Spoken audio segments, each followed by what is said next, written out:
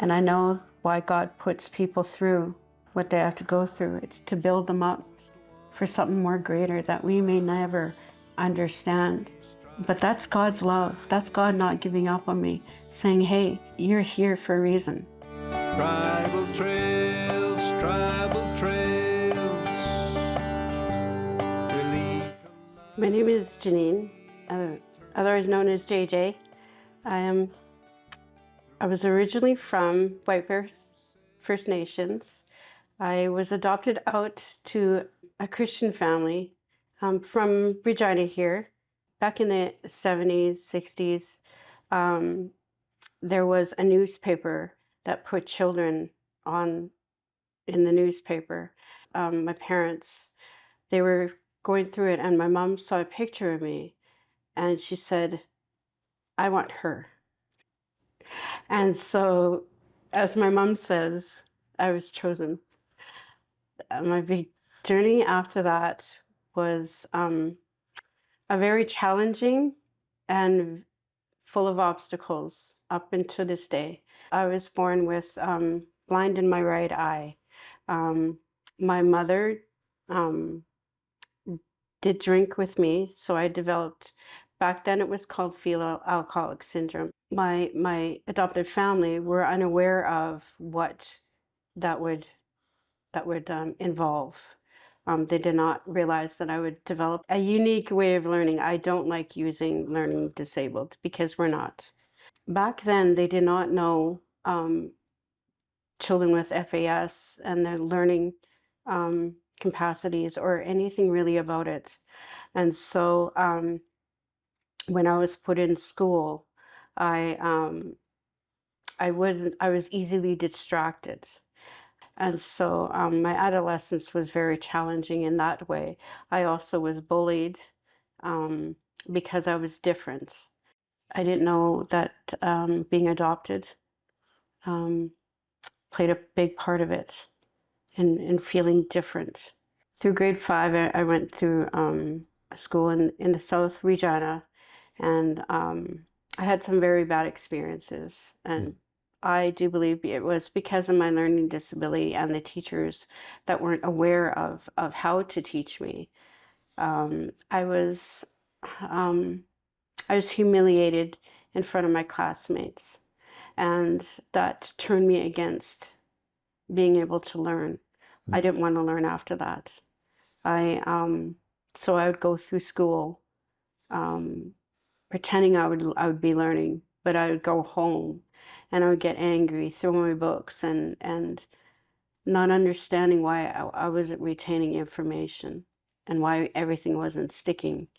But yet my parents would endlessly, I remember late hours studying math and other subjects and getting it, but the next day it would be wiped clean. I really felt different again from everybody else. I wanted to be where they were academically learning, but I was unable because I didn't understand what I would need to help me along in going through school. And around when I was 5, I experienced childhood sexual abuse, and it was from my babysitter. And it wasn't only me; it was my brother. Because I was the oldest, I wanted to protect my brother from experiencing that ugliness that this man bestowed upon us. And during that time as well, I was being physically abused. I didn't know how to feel towards my parents because we were brainwashed to thinking that my parents knew. And so me and my brother grew up not being able to tell my parents what was going on. And so from then, it was challenges in school, me being angry at the world. I was brought up in a Christian family, but having these things done really put a confusion in my mind. And I really felt more different. And I would ask God, even when I was a little child, why are you so mean? I remember saying that and crying and just being by myself. I didn't really have friends. I was a loner. My God, why have you forsaken me? Why are you so far from saving me? so far from my cries of anguish. My God, I cry out by day, but you do not answer, by night, but I find no rest. Being First Nations, growing up in the South End, there was a lot of prejudice.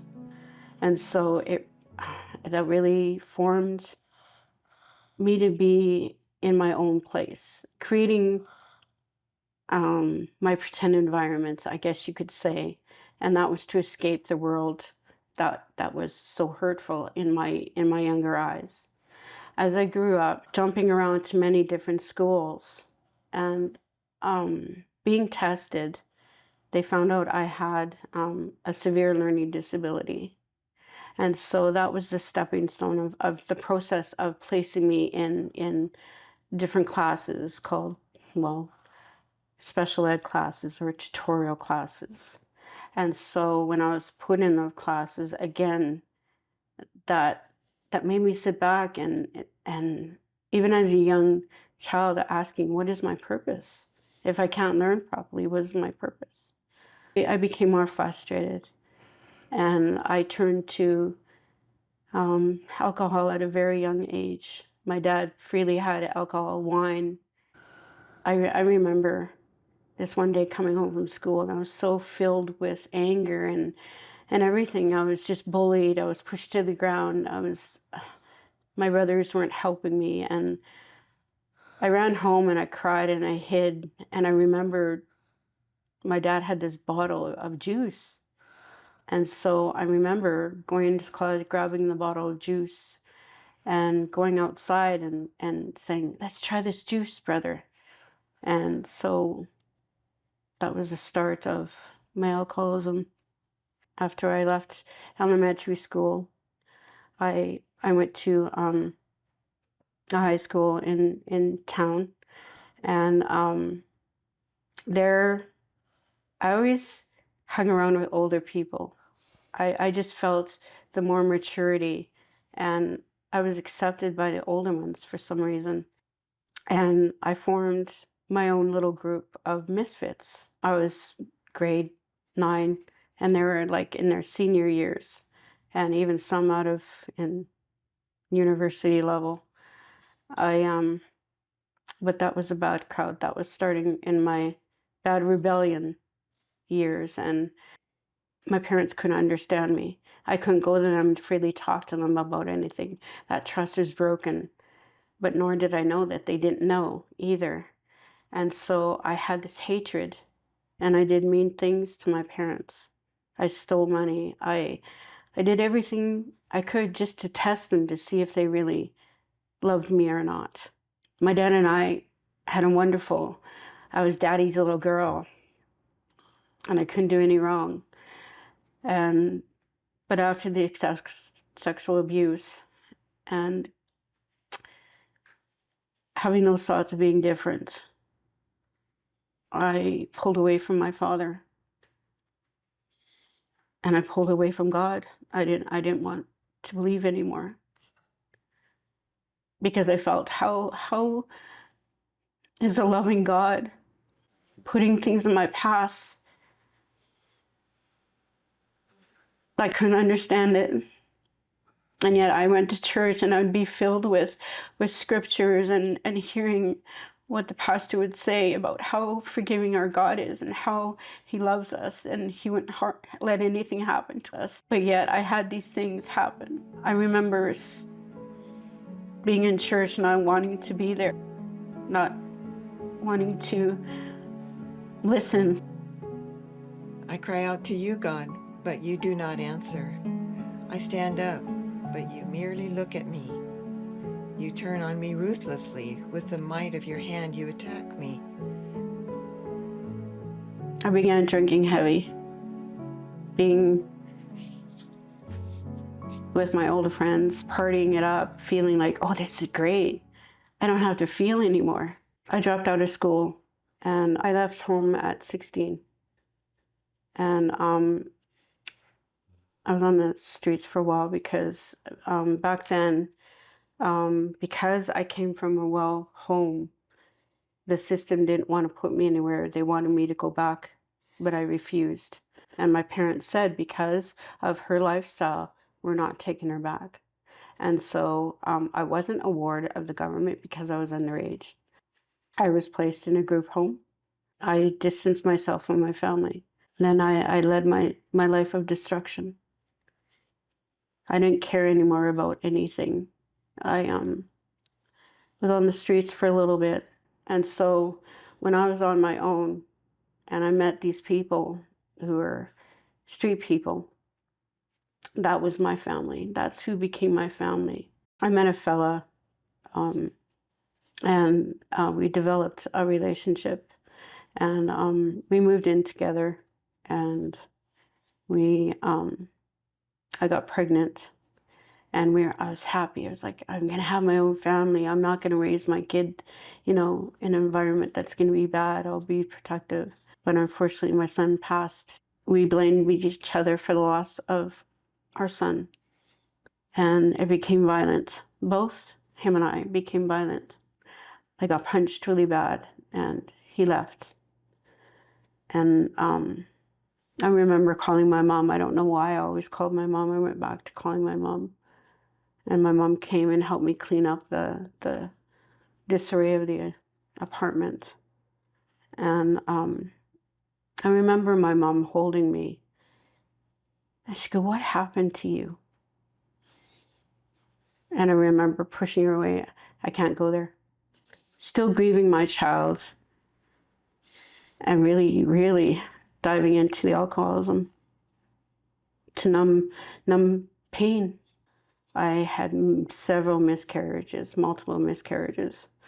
Finally, I got pregnant again, and I was happy, and I asked, "Is this baby healthy?"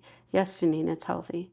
So I went on, I did everything I could, ate healthy, exercised, I did whatever I needed to do to make sure that I would have a healthy child, because I didn't want to experience what I did before. I ended up having my son, another son, and the doctors came and told me that my son had passed. The baby father decided to call it quits. So in my grief, I was grieving the loss of my son and the loss of a relationship. And here I was, all by myself. I decided to leave.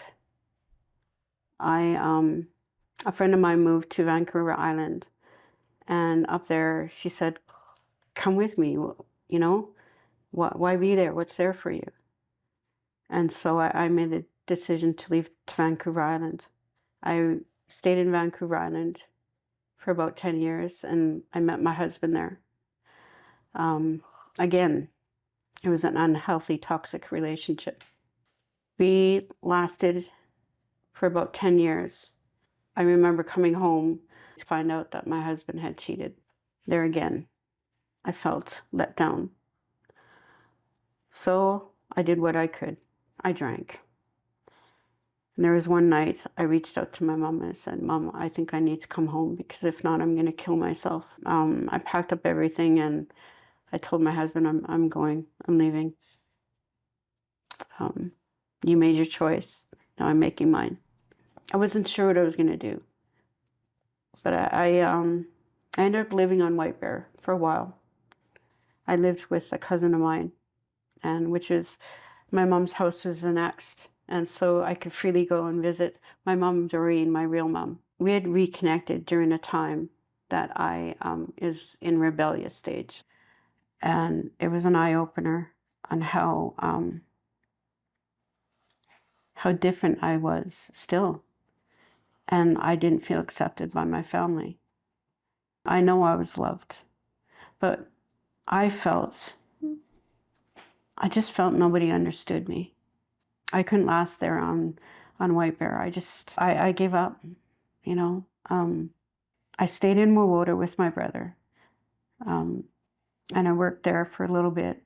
I worked as a chambermaid, housekeeping, and I liked it. My brother said, "You know what? I'm not going to give up on you."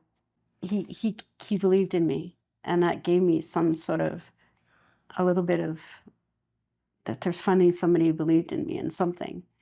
And so, but yet again, my addictions got the best of me. And I was a closet drinker. I would hide my drinking, or so I thought. So my sister-in-law, she was involved with Al-Anon, and she said, may I suggest you go to AA? If not, then you're to leave the house. And so I tried Alcoholics Anonymous, and I was doing good there for a while. I also got another job, which was, it filled up my days, so I wouldn't have that urge to drink. And I thought, okay, I'm finally getting there.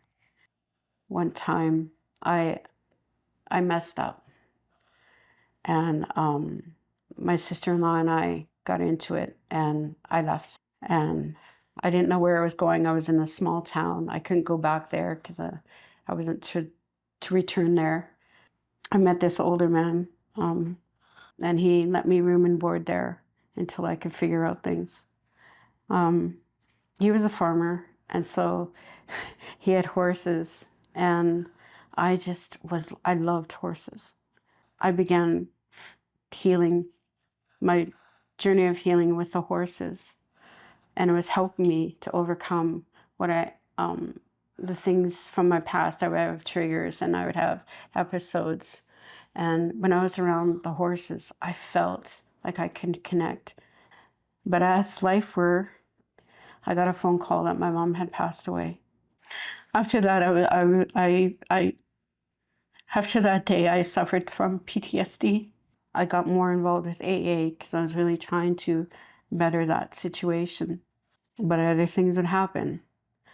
And so because living in a small town and my eyes were more deteriorating, I chose to move to Regina. And I began my journey of a different life back into a place that destroyed me. I just had this deep feeling that there is a purpose. Jesus said, "Ask and it will be given to you. Seek and you will find. Knock and the door will be opened to you. For everyone who asks receives. He who seeks finds. And to him who knocks, the door will be opened." So I went to, it was called Silk. I reached out to them, and I met a career counselor, and she helped me in another journey of trying to find employment. And she knew my background, and I had said, what am I going to do? The only thing I know is cooking, so let's go there. So I tried different things, but there's a lot of doors that closed because of my blindness. And that yet again, that made me feel like the world was against me. Like, what can I do? I want to do something. I don't want to be, I'm just not doing anything. There's something out there. I still had this will to do things because I knew there was a purpose or something. And I knew in the background from my upbringing that God never fails us. And for some reason that stuck with me. Even though I was mad at God, I still had that inclination of the teachings when I was younger of Christianity and God. So that would come into my mind. God has said, "Never will I leave you, never will I forsake you." So we say with confidence, "The Lord is my helper, I will not be afraid." I continued on with Silk and their workshops, and I said there's got to be something. So I did an entrepreneurship program for people with disabilities, learning disabilities or other disabilities. And I graduated from that, and I felt great. I finally graduated from something. My career counselor, because I said to her, I need to stop from this, and I need to get some help with some other things. And so she said, you know what, there's a program at Canadian Mental Health Association. They have workshops and things like that. I started doing workshops, and then I heard about the work program, and there's a kitchen. And so I talked to the lady that at the time was in vocational. She helped me get working in the kitchen. That gave me confidence. That gave me a better insight on what I was to do. And I was the only one that was legally blind working in the kitchen. And it was neat to show other people, well, how can you do this if you can't see? I would always like to make people smile. And so I would talk to people and I would share a little bit of myself, and the things that I went through in life. And so I continued working and doing what I was doing. And I was thriving in myself, my confidence. And I was finally opening up. And I said to my mom, I finally found a place where I fit in and I can work and I can do my art and other things and be with people, I said, Mom, I do believe my calling is to help others and inspire others. I think God showed me that what I had to go through in my life brought me to what I am today. But yet again, life would hit me again. I ended up going back to the person who hit me because I felt that there could be a chance, and I felt that people can change. But that wasn't so. It got worse. I was brought down to my lowest again. I would go to work and I'd cover up black and blue, but they knew. One night in early summer, we went on a Maine drunk, and it was Maine. A night where I almost lost my life, and I went to the hospital. I remember hearing, "When are you going to love yourself?" I don't know whether that was the officer or the voice of God, but it sure struck me hard, and that was my turning point. When I got home, I said to my cousin, don't bother me. I need to be alone in my room. But I don't know what was going through my head at that time. I was feeling much loss, confused, everything. And I said, God, help me. The next week, my cousin asked me, do you want to come to church? Well, what's this church like? He goes, like nothing that you've been to. Come, try it out. So I said, okay. And that was my beginning journey of starting my life with God at the Good News Chapel. I felt like there's other broken people like me here, and I could relate. And I was hearing people and sharing and how similar they were to me. And some of them went to where I used to work. So I continued going, and I met my mentor, just an awesome lady who would read me Bible verses and talk with me, and we'd pray together, and she would help me develop again a new beginning with God. I didn't become a Christian right away, reborn again. I got a phone call from my sister, crying hysterically. Brother is being lifelined to Regina. They say it's an overdose. I remember getting on my knees that night and saying, God, take me, don't take my brother. If it's me changing my life, then so be it. And that night I asked God into my life. And I just prayed and prayed. And my brother came too. And I was relieved. And from then on, I vowed to God, thank you. Just, God, you're going to have patience and just thank you for loving me and not giving up. I got baptized at the Good News Chapel. And when I came out of the water, it was really like that old skin of a snake coming off. And I really felt the old me was there and the new me had risen. Therefore, if anyone is in Christ, he is a new creation. The old has gone, the new has come. It wasn't easy either. I still go through trials, I still go through obstacles, and I still go through the challenges. There is a quote that I always say that is very good for me as well as others. And it's, I go by faith, not by sight. Those years without believing, and to finally have him show me his love through everything, that he's still there and never gave up on me like some people have, that he always maintained to be my Father, my Savior, has helped me through many, many things. And I know why God puts people through what they have to go through. It's to build them up for something more greater that we may never understand. But that's God's love. That's God not giving up on me, saying, hey, you're here for a reason. Do you know that you are here for a reason? Jeanine went through a lot in her life. She experienced so much trauma and hurt and often messed up her life herself. But God never gave up on her, and finally she surrendered her life to Jesus. So, wherever you are right now in your life, be assured God never gave up on you. All you've been through is part of your journey with God. He made you that way for a special purpose only you can fulfill. He is waiting for you to come to Him. Jesus said in Matthew 11, verse 28, "Come to me, all you who are weary and burdened, and I will give you rest." Turn your life to Jesus Christ. If you want to call us on our spiritual helpline, 306-961-2588, we would love to talk to you and pray with you.